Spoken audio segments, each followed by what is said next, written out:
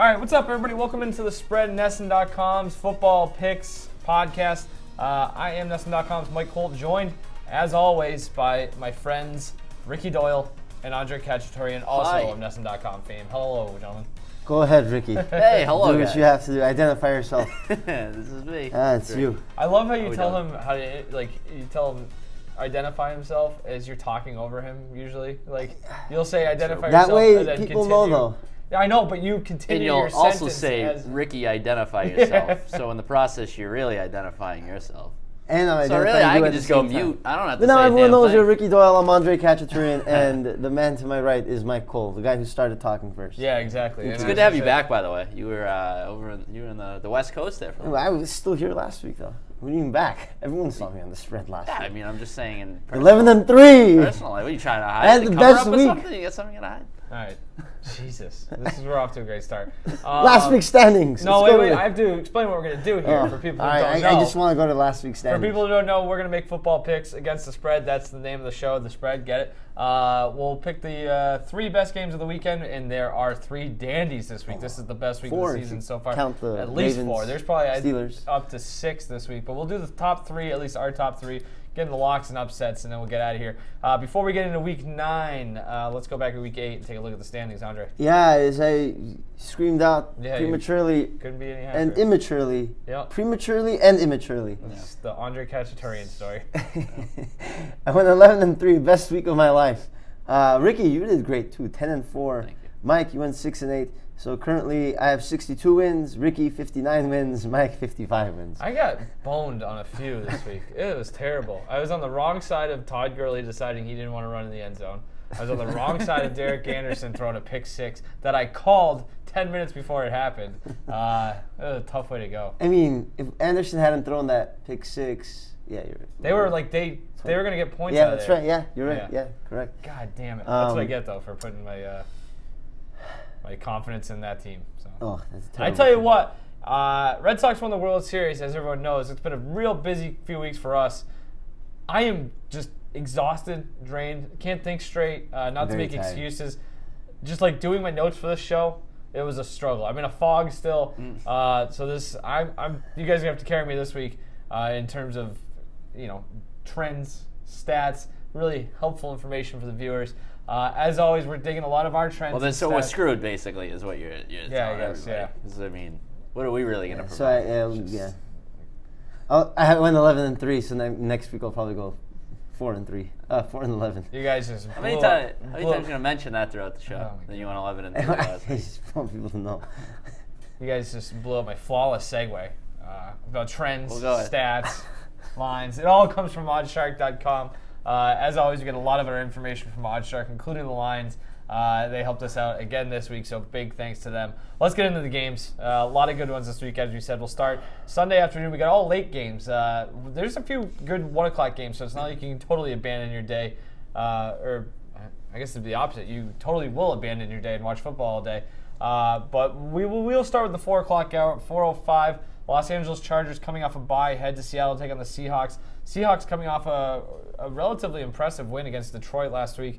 Let me just pull up the standings real quick here. The Seahawks are now 4-3. I mean, they're not going to win the division, but they're right in the playoff hunt.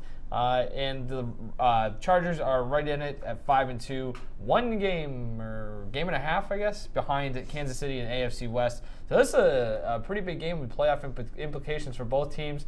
As it stands right now, the Seahawks are 1.5-point favorites. Ricky, where do you fall on this one? All right, so the Chargers are a team I'm still trying to figure out here a little bit. I was high on them going into the season, so it's encouraging to me that they sit at 5-2. But at the same time, I look at them, and I'm wondering if they're that good. Yeah. I mean, the teams that they've beat so far: Bills, 49ers, Raiders, Browns, Titans, combined 9-27 in one record. The 2 teams they've lost to are the Chiefs and the Rams. Obviously, both just coming out. It's weird. They have 15-1 record. It's a real feast or famine with that schedule. It's insane. Yeah. It's absolutely insane. So I think this is a pretty good litmus test. This is a good show me week for the Chargers. Anticipating a close game on the road. But I just think, I'm taking the Seahawks. And some of it stems from last week when Russell Wilson just played out of his mind. I mean, he was awesome last week. I think the Seahawks team might be better than maybe we gave them credit for at the beginning of the year. Their offensive line has sort of figured it out, not as bad as I think we all anticipated them being. And I look at the Chargers and sometimes just wonder if they're a little too reliant on huge plays. I feel like every week I look at the box score and it's like an insane 70-yard touchdown, so-and-so, Tyrell Williams or Mike Williams or whatever other Williams they're trotting out there. So I just think if you're the Seahawks at home, you might be able to mitigate that a little bit. And also the Chargers on the defensive side, some struggles there. 31st in run defense and 28th in tackling, according to Pro Football Focus. With Chris Carson being the lead back for Seattle, looking good. Having some good vision. I don't know. I think they do enough offensively to win this at home. So I like the Seahawks. Well, this is a very tough game for me to pick because of the Chargers injury report. Because Melvin Gordon didn't play last week. It looks like he's going to play this week, which is a big reason why I'm going to pick the Chargers. If Joey Bosa plays too, he could come back this week. He's questionable to play. If he plays, I'm absolutely picking the Chargers. But you're right, Ricky. The Seahawks have been playing better as of late, and that's because of all the protection Russell Wilson's been getting in the last 5 games. I mentioned it last week against the Lions. I thought their line's been playing better, and they continued to play well last week. Wilson was only sacked twice, and he completed 14 of his 17 passes. But I don't know. I'm still going with LA. I think the fact that Gordon might play in this game, I'm not very confident in this pick, as you can tell. Which surprises me for somebody who loves the Chargers I do. As much as you do. They have the best yards per play differential in football. They're always disrespected. They're underdogs in this game, 1.5-point underdogs. And there's so many good reasons to pick Seattle. The opposing quarterbacks have the 3rd lowest passer rating against the Seattle defense, for instance. But they're going up against Phillip Rivers this week. When he's under pressure, which Seahawks defenses of the past, they like to bring the pressure. Maybe not as much this year, but still, when he's under pressure, Phillip Rivers, 118 passer rating with 6 touchdowns and no picks. When he's kept clean, 117.4 passer rating. So his passer rating is higher when he's under pressure than when he's kept clean. So that just tells you everything I need to know about Phillip Rivers. He's just an incredible quarterback. I think they eke this one out and they win. I'm not confident in it at all. I can go either way with this, but we're in the business of giving our clientele reasons, some nice stats and stuff. So that's what I'm doing. I just threw a bunch of stats at you guys. You guys be the judge of who you want to pick. I just threw a bunch of stats at you guys, and they're all good stats. But I'm gonna go with the Chargers. Just to go back on the point I made about the big pass plays of the Chargers. Once you're done digesting all the good stats that he just threw at you. The Chargers 31 pass plays of 20+ yards this year. 5th in the NFL. Seahawks have surrendered 21 such plays. That's tied for 5th fewest in the NFL. It's weird when you look those numbers up, because as you were talking, I looked those up to have that. I was going to bring it back to that. Yeah. And the eye test. Well, like the site that I found takes it big play passes as 25 yards or more. Okay. And so when it comes to 25 yards, they're actually 15th in the league with 17. Wow, so what a tight window. I know, right? It's incredible. Man. But still. That's insane. Yeah. All right. So a lot of the trends here go against the Chargers. Russell Wilson, 12-0 straight up in his career at home against AFC teams. That's pretty impressive. The Chargers, 2-5 straight up and 2-5, I guess, against the spread in their last 7 games following a bye. They're also 3-8 against the spread in their last 11 against teams with winning records. Seattle, obviously good at home, 44-26 is home favorites against the spread since 2007. All of that being said, I'm with Andre here. I'm going to take the Chargers. Go against all of those trends. I just think, for the same reason that I picked the Lions last week, I think, especially if Melvin Gordon is healthy, that the Chargers' running attack should give the Seattle defense some issues. Last week, that didn't come to fruition. I think Detroit ran 13 times for 39 yards, and I thought some issues with play script, especially early on. Like, what do I know? Just a random guy questioning NFL coaches. But 15 of Detroit's first 24 plays, or in the first half, the entire first half, were passing plays. So they were trying to throw the ball early and often. Fell down 21-7 at halftime, and obviously that the run game goes away there.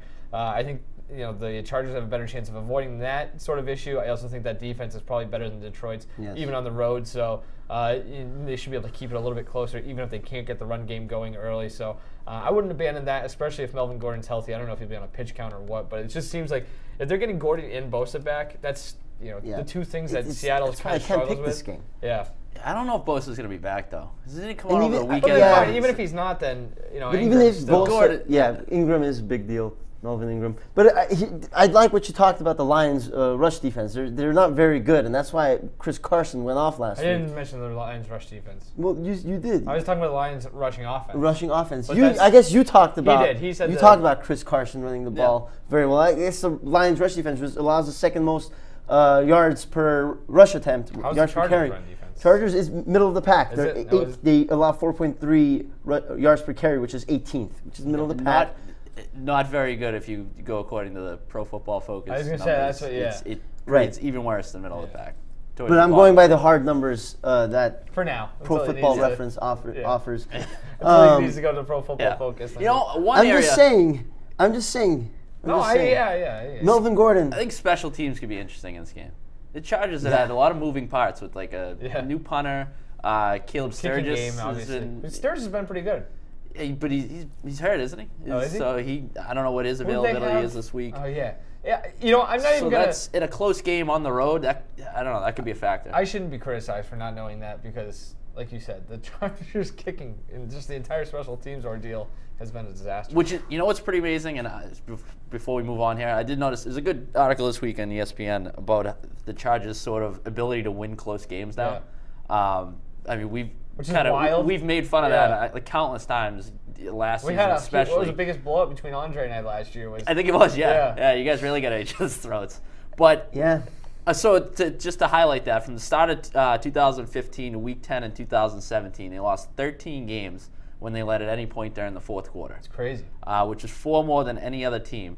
And now they're 11-0 in such games since Week 11 of last season, so when they're holding a lead late in the fourth quarter. So I don't know if it's mental. Yeah. You could argue maybe it's just the ability to kind of control the clock with their pretty good rushing attack when Melvin Gordon's playing, but I don't know. Kick a couple more field goals here and there. Actually have a competent kicker. Seattle's also 22nd in rush defense. So if Gordon plays, I'm very confident in the Chargers. That's why I was on the Lions last week because I thought they would give it to Johnson and Blunt a lot, and they didn't do that. So I think the Chargers don't make that mistake this week. So. Yeah, I'm not confident, but Chargers.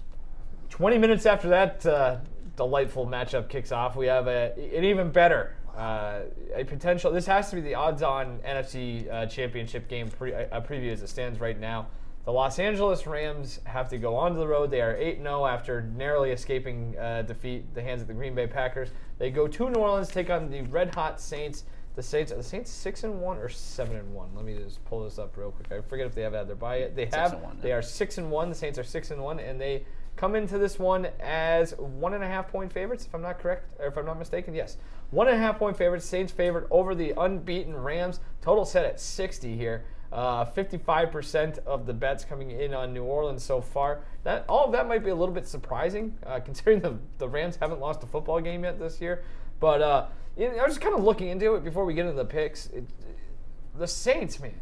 After that, I was like, when did they lose? I was trying to think of when they haven't lost since Week 1. That game against Tampa, which looks like a bigger fluke with every week that passes. So, like I said, very similar to last year. Yeah, they had those two.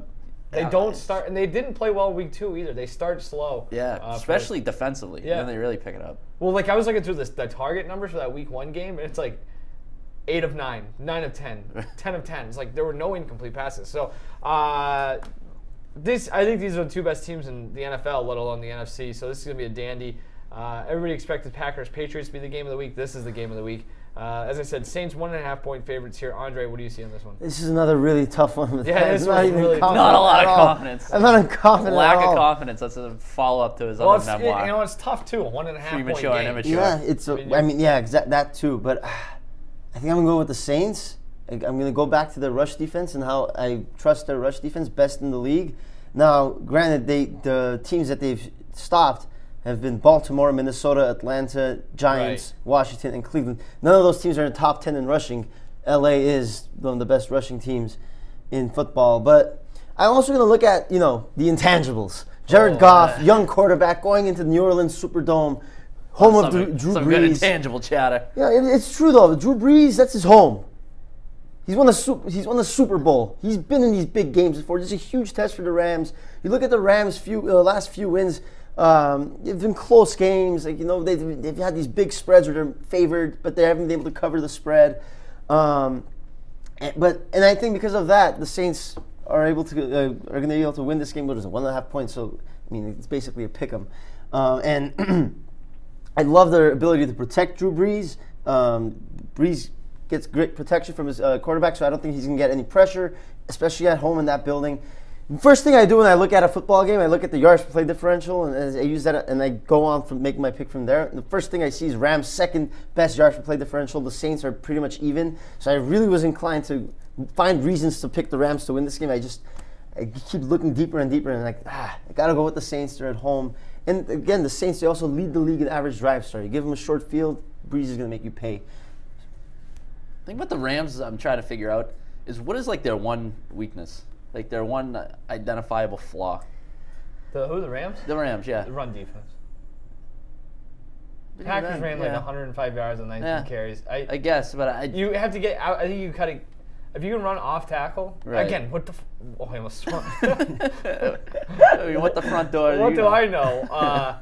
But I don't know, like, because obviously they have pretty good defense in the middle there with like Sue and Donald. So if you can run around, I don't know how good their linebackers are. Maybe Yeah, that's what I would think. I would think somewhere in the middle of the field. Anyways, I'm picking the Saints. Yeah. Even as I say that, I think the Saints showed me a lot last week, winning against the Vikings without Drew Brees playing his best game. And I think if there's one team that really has the makeup to sort of knock off the Rams, it's going to be the Saints. For you mentioned the run defense. If you can maybe make the Rams one-dimensional, that obviously helps. I don't think you can necessarily take Todd Gurley out of a game, but they can limit him as much as anybody in the NFL. The Saints also have a pretty solid pass rush. I mean, Marcus Davenport and Cameron Jordan caused a ton of problems for Minnesota last week. So maybe that's an area where you can also make an impact on the defensive side. So I just think that the Rams, their big guys are going to show up. You're going to basically, it's just trying to slow Gurley to an extent, slow Aaron Donald, who I don't want to say he's an MVP candidate, but he's playing at that. That's how good he's been this year defensively. But I don't know, I just think that the Saints' strengths match up well against the Rams' strengths, and they have the ability to slow down the best players on especially on the ground. Especially the run defense is huge, like you mentioned, Andrew. So I just think that the Rams too. I mean, they can't, if they played like they did against Green Bay in this game, they're going to be screwed. Sure. You want to talk about intangibles? I think I'm taking the Rams here, and I think maybe last week's a wake-up call for them. They haven't really been punched in the mouth at all this season. I mean, you can go one of two ways after that happens. Either you kind of slip into a funk, or you kind of use it as a wake-up call. I think they do the latter. You could go back to last year. These two teams played. The Granders in Los Angeles. It was the most times Drew Brees was sacked in a game. Wade Phillips' defense got him 3 times, which, again, the fact that the 3 sacks was the most he was the most sacks for him at a point in the season last year is pretty impressive. But I think the Rams have an opportunity to put some pressure on him, make him a little bit uncomfortable back there. I just think it becomes, I don't know, like the running game. Yeah, the New Orleans stats look good, but again, they haven't faced a guy like Todd Gurley to your point. And even if the Saints do kind of slow down that rushing attack, I just really like Sean McVay in terms of the innovativeness. I think there's a lot of the Belichick McDaniels in him where it's a good coaching matchup. Yeah, and if you're going to take away something from him, he's going to find something else. And I think they're equipped to do that. I mean, let's not sleep on the rest of that offense, especially if they get Cooper Kupp back, which I think the offense has kind of struggled without him, surprisingly, the last couple of weeks. To get him back, Brandon Cooks maybe goes off for a big game. I think they do a lot of. I think they're a better version of that Bucs offense. You talk about that's been your thing at points this season. All the weapons that the Bucs have. We saw that week 1 again. They're a different team than they are now and back then. I just think that maybe there's a lot of tape they watch from that game. The Rams do and kind of figure out some ways to beat them. I don't know. No, I don't disagree with how you, man. Jared Goff plays in this game. Exactly. Could be the determining factor. And so you factor. talk about the pass rush. For better or worse, it could come down to how he performs. You talk about the pass rush. I could see this. I'm taking the Rams, but if the game ends up being 31-20 and Goff gets sacked 5 times with 2 picks, it's like, oh, that kind of makes sense too. So, really, just a fascinating matchup. It's like I said, 2 best teams in football. Game in New Orleans, it's gonna be rocking. So this will be a fun one to watch. Yeah, Goff on the road this year, 5 touchdowns, 3 picks, compared to home where he has 12 touchdowns, 2 picks. Yeah. So you go into the Superdome, home of Drew Brees. It's a closed door. Back to your intangibles. Yeah. I just think the Rams. I think McVay is obviously a good coach. I think he's a great coach. Kind of puts him in a position to win here. So who knows? It'll be a fun one to watch. All right. Speaking of fun ones to watch, Sunday night. Here we go. Green Bay Packers come into Gillette Stadium, take on New England Patriots. The Packers, as mentioned, lost last week at Los Angeles. Maybe one of the best games of the season up until the point that Ty Montgomery decided he wanted to run a would-be touchback out of the end zone and screw over his team with arguably the best quarterback of all time having a chance to go down the field and just kick a field goal and win. But hey, I'm not mad. Against the Patriots, who, like I mentioned earlier, backdoor cover against Buffalo Bills. I guess an impressive defensive showing against a team that they should have beat up on. Was it? I'm not going to call that an impressive defensive showing. All right, fine. It was the Buffalo Bills. Well, I was going to say you were on 4 yards. I was in one of those like autopilot things where I was going to say an impressive performance against the Buffalo Bills. I was like, well, offensively it wasn't that impressive. I guess defensively it was to an extent, but yeah, you're right. It wasn't. And both teams showed up. Both teams knew what was going to happen. They both played out their roles, and everybody went home. That game sucked. It's terrible. Yeah. That game sucked Monday night. So, yeah, this is. I'll tell you right now, and it's. So I'm picking the Packers. Oh wait, the Patriots 6.5 point favorites. I don't know if I mentioned that. I think I did. Whatever. Yeah. It's on the screen. All right, 6. I'm taking the Packers. Yeah. To get into it. The Packers? I'm taking the Packers. Okay. All right. Yes. Sorry, I was just making sure. Yep. And the Patriots still don't they don't feel right. It's getting hotter and hotter to justify my skepticism because I was gonna say they could be like 10-3, and you'd be like, probably. But I mean, it's just that.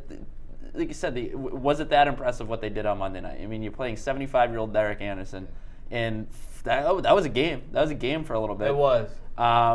So really, you should be holding them to 6 points. You should be shutting them one touchdown. That game would have been a real sweater outer for the Patriots. And with that in mind, the Packers defense that you've talked about before, they're playing pretty well. Yeah. I mean, they played well in that game against the Rams. I think this game's going to be more of a grinded-out affair than maybe people that are expecting. I think you think Tom Brady, Aaron Rodgers, you're getting 60-something points with ease, but I think it might be a little more low score than that.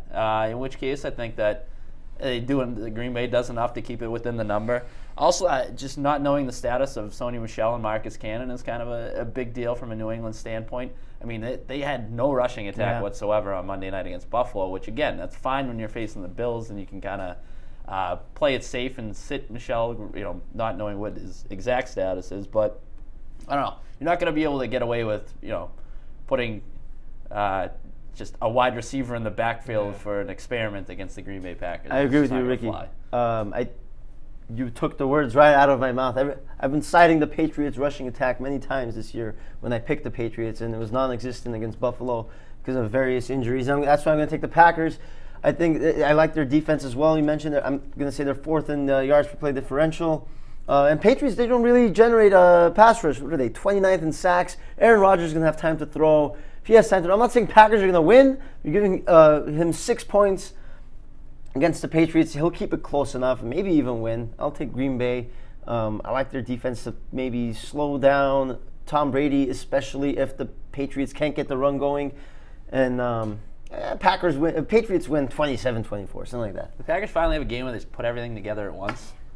It's unreal. You know what I mean? Like, it seems like each week you're like, they looked good there, but there's a huge but there. And that was the thing Sunday is that, at times Rodgers looked like Rodgers, but at other times in that game, they started fast and then they faded. And they too many 3-and-outs, too many quick drives, playing in the heat in Los Angeles. That it finally caught up to the defense because the defense played well until they keep going out there so many times. You can only give, the Rams so many opportunities before they're going to take advantage of it, and that's what happened, Sunday. But this is a hard one to figure out because I think I'm as qualified as anyone in this entire region to pick a Packers-Patriots game, considering those are the only two teams that I watch religiously, one for pleasure and one for work. And I don't know. I could see this. I'm taking the Packers because I do think, and I'm going to disagree with both of you, I think this will be a higher-scoring game because I have no confidence in the Packers being able to devise a game plan that's going to be like James White is going to be running circles around. He's the one thing that could be a factor. And week after, more and more each week, I feel like he's the most invaluable player on the Patriots offense. And so the Patriots, they rely on him so much. The Patriots are so good at being able to alter their game plan for whatever week it is. The Packers, I don't see any evidence that they can do that. Maybe on defense, on offense, they especially can't.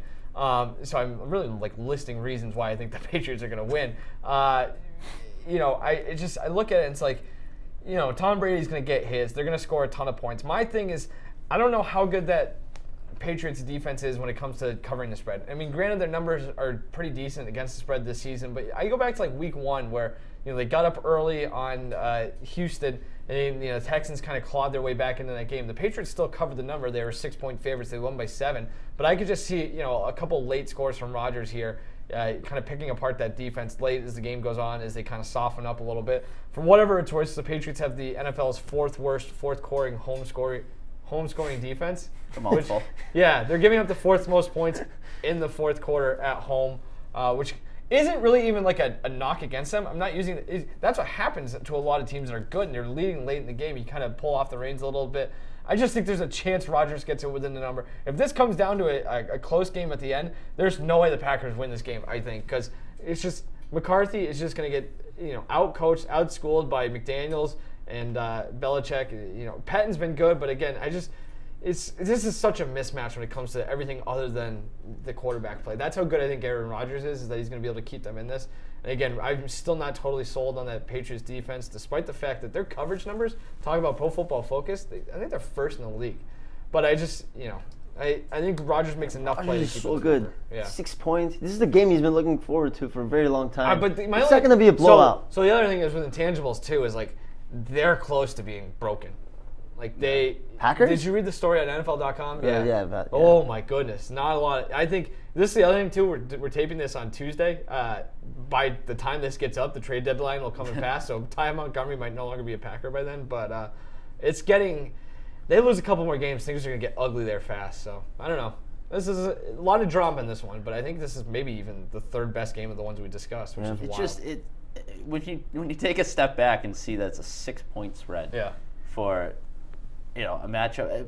Granted, the Packers, maybe not just overall, they're not as good as people expected them to be this season, but it's still a good football team. Yeah. It's still better than most. Sure. You know what I mean? Above average. And I tell you what, they need this game bad. They needed to split the Rams-Patriots run, and they need to get this one bad. So one thing I'm certain is that this game will be better than 49ers-Cardinals last week. Correct. Obviously. A lot better. That was it 5-2 at one point or so, 5-3. Jeez. Good baseball. Will it be better than Oakland, San Francisco this week? On Thursday night. Joe Buck has to call that game after calling the World Series. You're just going on vacation. But then he probably gets the Sunday, the Rams-Saints game, so works out. I don't think he does Sundays anymore. He does not do Sundays at all? Maybe it was because it was the playoffs, and his schedule was crazy this month. Should punish John Smoltz One day he's in Milwaukee. World Series by making him call this Thursday night football. That's a good point. All right, let's do locks and upsets real quick because I got to get out of here. Right. Ricky, what's your lock? I'm actually going to keep it in the NFC North, and I'm going to take the Vikings 4-point favorites over the Lions. As we've seen in the past, locks not exactly my thing, so do whatever you will with this information. But I don't know. I think maybe I gave the Lions too much credit because I wasn't overly impressed by what they did against the Seahawks last week.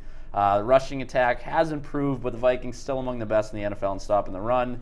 Lions typically play well against the division, but I just think the Vikings, they need the bounce-back win after the losing to the Saints last week. I don't know. Spread's dropping, so if you can get the Vikings at a pretty good late number right now, it's at 4. I think they'll take it. I'm going to take the Texans 2.5-point underdogs over the Broncos as my lock. Wow. Whoa. Houston is 5th in yards per play differential. They have a great rush defense. Denver's a running team. They're 5.3 yards for a rushing play. And Royce Freeman's banged up, so I feel like the Texans will force Denver to throw the ball a lot. Case Keenum, already 10 interceptions this year. What is your pick here? I'm taking the Texans as underdogs. Okay, over that's the Broncos as my lock. Checking. Okay. Yeah, I mean they're giving me 2.5 points against Case Keenum. Just completed a trade too. Yeah, as you said, they had Demaryius Thomas. Those two teams. Yeah. Who? Those two teams. Texans. The Texans got Demaryius Thomas from the Broncos. Did the line change? No, I haven't seen the change. It's still up on notch. So he's going to show up, playbook in hand? I don't think Demaryius Thomas is going to move the line that much. No, he's not. Anyway, yeah, I'm taking the Texans. They're going to stop the run, force Keenum to throw a lot of picks. Revenge game. Yeah, definitely. I will take. I'll take Carolina over Tampa Bay. The Panthers. Jeez, the Panthers might be really good. I think that's a very low level Cam Newton. Cam Newton plays the best football of his life, as you just mentioned. I don't buy the whole like Fitzpatrick good in spurts, but it's just he comes in when nobody expects him to lead a comeback there, fine. But when you have a whole week to game plan for them, I think they find a way to do it. Panthers, by the way, 9 wins in a row at home. Not necessarily covering, but they're good at home. All right, upsets, Ricky. I'll take the Jets, 3-point underdogs over the Dolphins. Jets coming off a rough loss against the Bears, but I just think that was a terrible matchup for them. Really just a complete inability to move the football, but you were facing that Bears defense, so you get a little bit of a break this weekend going up against the Dolphins, who both teams are ravaged by injuries, but really comes down to no bigger than Ryan Tannehill. With him out, really just have no faith in the Dolphins to cover the numbers. So Jets also 14-4-1 against the spread in their last 19 games on the road against the Dolphins. So track record of success there as well. I'm going to take the Steelers 3-point underdogs against the Ravens. AFC North football. Wow. Roethlisberger's only taken 1 sack over the last 3 games. He was only sacked once against the Ravens last time they played when they lost. Baltimore obviously known for their pass rush, but Roethlisberger's getting good protection. I like that. He's only been pressured 22.8% of dropbacks over the last 5 weeks, which is the second lowest. Baltimore also, they're second to last in rushing yards per game. Pittsburgh's really good rush defense. They're going to force Flacco to throw a ton. Joe Flacco leads the NFL in pass attempts. That's not a good thing for the Ravens. You don't want him to throw the ball that many times. So taking the Steelers. I'll take the Falcons as 1.5-point underdogs at Washington. Washington looks good this year. Great run defense, but I think Atlanta goes in there and tries to chuck the ball all over the place. And if they get into some sort of a shootout, I'm taking Matt Ryan and all the struggles they've had despite that against Washington. We talked about this before we came on the air. The Redskins' passing offense is really their only kind of issue right now. So I don't like their chances trading points. I think Falcons are going to be good second half. Kirk Cousins now. Yeah, they could use Kirk Cousins. Sure. All right, that's it for the SpreadNESN.com Football Picks podcast. Thanks as always to OddsShark. We'll be back again next week to do it again then. And I don't know. We'll see you then. Yeah. I told you I'm tired now.